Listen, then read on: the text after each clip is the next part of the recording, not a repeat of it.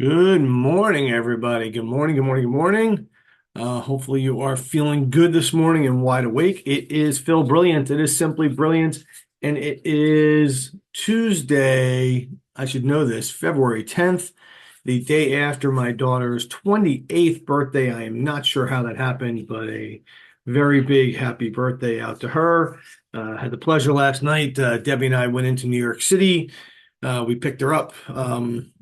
In her apartment and went to a really great place up on the Upper East Side.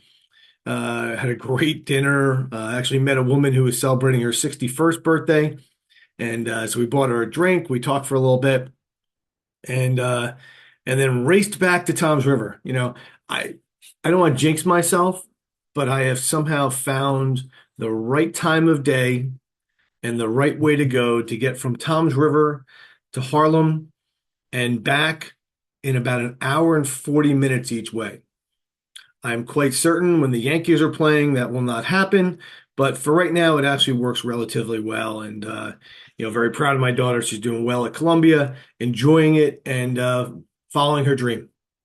It's all what it comes down to. It's what we want our kids to do is follow their dream and be the best they could be in life. And I think that's what our parents wanted for us. And I hope for that every day.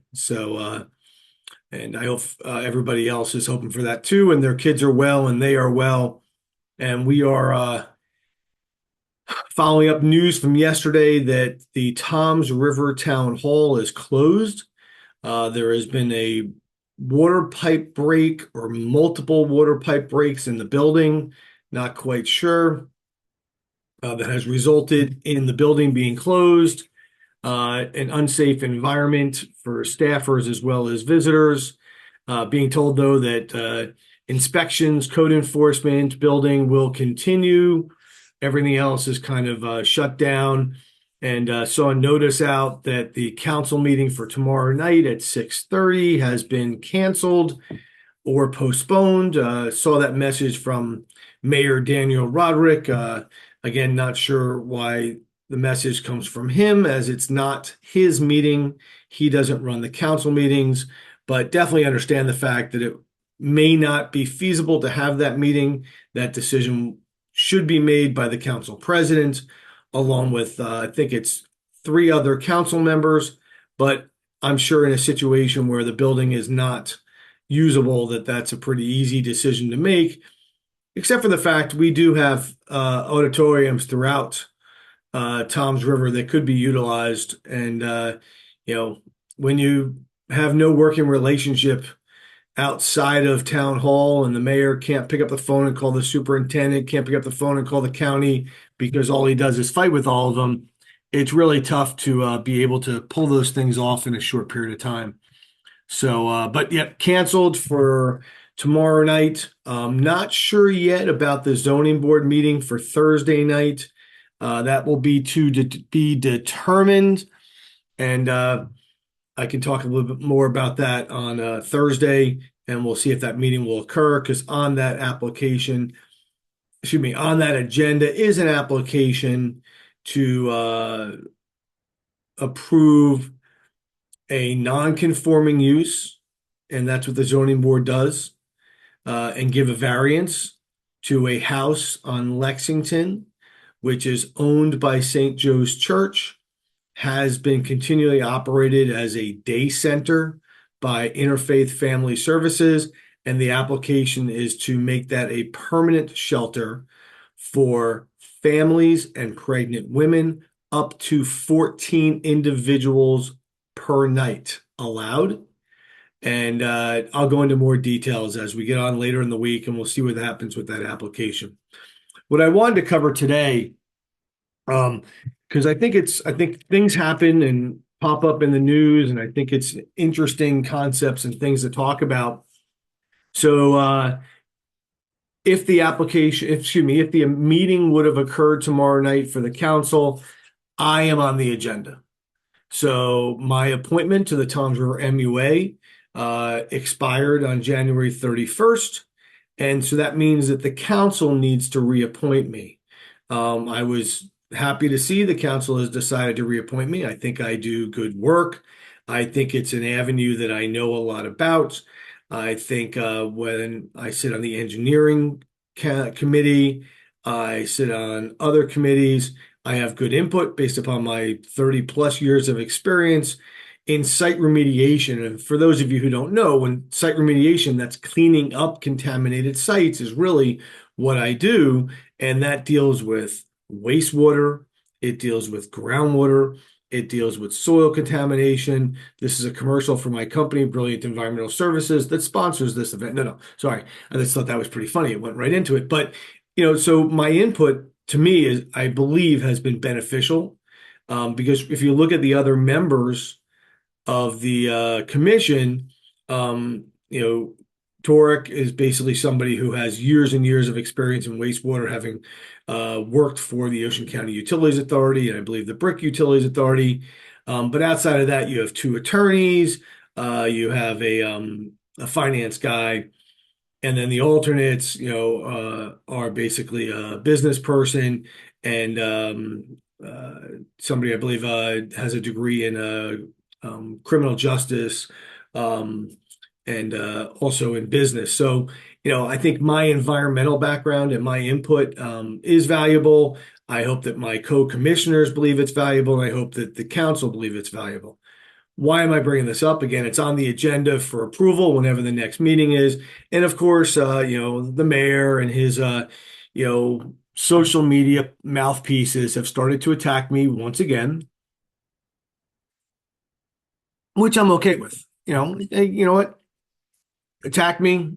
Um, you know, don't make things up. Don't lie. Just say truths, but you spin them in the way that you want to. So I'm going to share something. I want to go over something with everybody because I think it's something important that we understand in New Jersey, and I think we don't always understand it. Many years ago, not too long ago, um, they changed what's called the pay to play. And basically what that means is that there's certain limits as to how much money individuals can give to political campaigns. There's amount of money that businesses can give to political campaigns because they tried to, eliminate the paying to get jobs, to get work out of those individuals influencing them. Has it worked? I don't know. I don't really do a lot of work in that field. I don't do a lot of municipal work or county government or state government. So for me, when I donate, I'm donating to the person who I think is the best candidate and the best person for the job. Um, Others, they do reap benefits from it, and I want to talk about that. But I want to show you. So yesterday, and I'm going to apologize in advance, which I do all the time. Not that I'm sharing, but I'm going to share these websites, and I'm having a brain freeze right now. There we go. And this one website just, they have so many advertisements. It is just very difficult to balance. And you're going to see my profile, which I don't know how good that looks today. Um, so this is a Shore News Network. It is a social media, whether it's Shore News, Conservative News, New Jersey News, Tom's River News. It's all run by Shore News Network, and Phil Stilton is a name you hear a lot about. He's the person behind it. He's the one that Daniel Rodrick hired for about a month to be his public information officer. They ended up in a fight. He ran out the door, but they still work together. And the Toms River Council over the past 2 years have approved, close to $40,000 to $50,000 in invoices to pay Shore News Network for this work that gets done. And I think it's bullshit. Jackson Township has now not renewed the contract. Toms River has no contract. He just invoices and the Toms River Council pays. No invoices have come up under this current council since January 1st. We'll see what happens when the invoice does come up. So this is yesterday's article. Transparency. Anti-Rodrick Facebook movement is funded by the Mohill Gang. I'll say it once, I'll say it 100 times. Mohill is one of the most respected, respectable, decent, honest man I've met in my life. A Rutgers graduate, a dentist for years, a councilman, made his way up to mayor, and a friend. He's a friend. If I'm going to be considered and have to stand next to somebody, I will stand next to Mo Hill any day of the week. I'm not sure what the Mo Hill gang is, but if it comes with a badge or something like that, I'm all in. I'd like to collect those things. It says Andy Roderick Pack, Cash Trail Spotlights, brilliant. I'm brilliant, by the way. Failed recall fight. And I'm not sure where this picture is from. I think it might be from Silverton Farms, but that's me. And, Tom's River MUA Commissioner Phil Bryant recovers from failed recall petition drive. Once again, I don't consider it a failed drive. I think we reached people who didn't know what was going on in Tom's River. I think we got more signatures than the mayor had votes in 2023. I think that we got as close as we could get to something that is almost not reachable based upon what the threshold is for 25% of signatures in Tom's River. That equates to 18,500 signatures. That's a lot to get when you don't have 18,000 people vote in Tom's River. I've gone over that. I've beaten that enough. They can keep saying what they want to say there. But, it goes down. If you're on Facebook these days, you might have seen a few pages dedicated to making Tom's River Mayor Daniel Rodrick look bad. Have you seen the council meetings? Have you seen the videos? Facebook doesn't make Daniel Rodrick look bad. Daniel Rodrick makes Daniel Rodrick look bad. And I've said it once, I've said it 100 times. Okay. And Daniel Roddick and I will never be friends. Okay. I don't even think we'd be able to sit down and have coffee at this point in time, though I do have the documentation emails after he won the election. I tried to sit down with him. He had zero interest. We move on. If I was his advisor, if I was sitting next to him, I would have said to him on January 1st, 2024, after getting sworn in, sit here and shut up. Don't say anything. Don't yell at people. Don't be combative. Don't give your 2 cents. A, the council meetings are not your meetings. They're the council meetings. And B, let the council do your dirty work. Let the council do the votes. Work with them to bring the council meetings forward, but zip your lips. Daniel Rodrick can't do it. So you can't tell me that anything on Facebook makes Daniel Rodrick look bad. He does it all himself. There are videos out there that you can all see, and they're not made up videos. Okay. His outbursts, calling Councilman Quinlick a name, calling Councilman Nivison a name, yelling at the residents of Tom's River, driving his car to Irvington, New Jersey. The list goes on.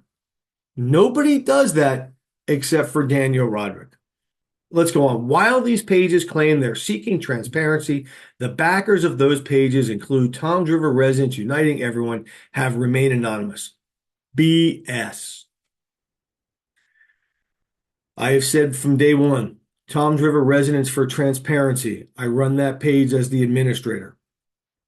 Tom's River Residents Uniting Everyone. I run that page. Not only is that something I've disclosed, but I'm going to show you in a second how you know I run that page. The committee to recall Daniel Rodrick as mayor of Tom's River page, I used to run that page. I run my personal page too.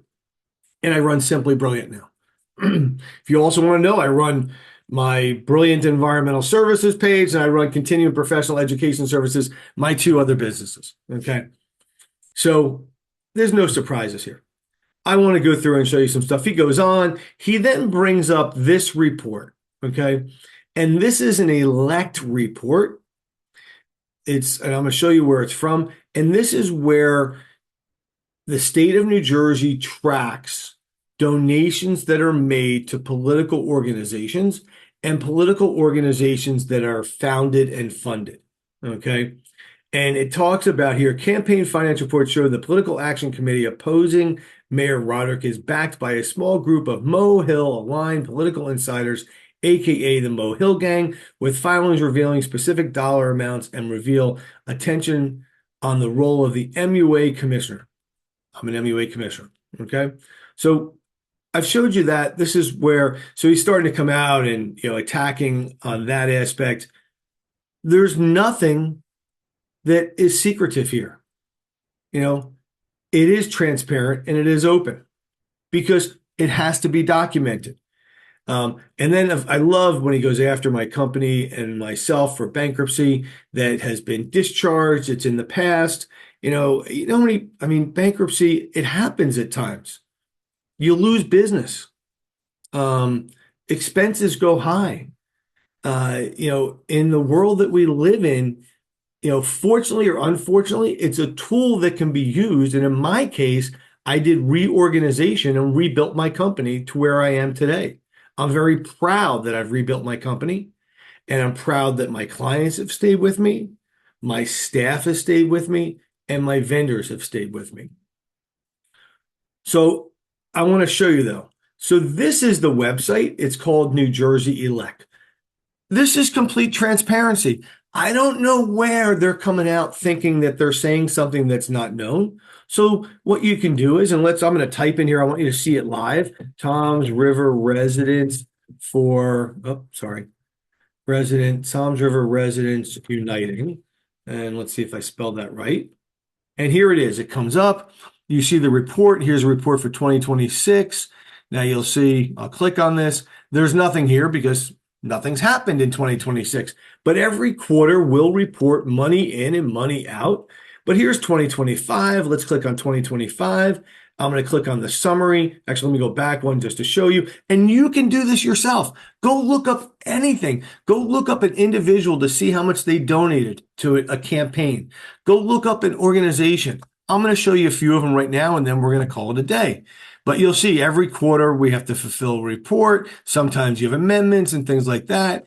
And here's the summary detail. So here's contributions that are made. And by the way, contributions in an annual aggregate year over $200 are reportable. Under $200, you don't need to report that. Okay? But let me go back. I want to make sure you're clear. You don't need to report that. But if you look at this report here, you'll see that it says money contributions over 200 or less, and here's an excess. So this 3,500, the names are not reported unless the aggregate is over $200, but they're still reported on your report. Hopefully you understood that. So here are contributions over $200. Brilliant Environmental Services, I own that company. It's an LLC, so any donations that are made trickle down to me. Sometimes it's easier to do that. I don't write a lot of personal checks. The business does. Janet Lang, is a resident of Toms River. Here's me personally, what I've put out there from my checking account.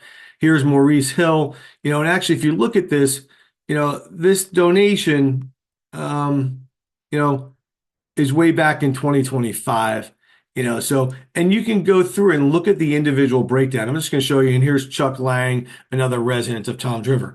And then it details, where did the money go? How did they spend it? Those are the contributions. Sorry, I hit the wrong button. Here it is. Expense summary. Where did it go? $2,300 on media, telephone or mass texting. Mass texting is a big one. $2,000.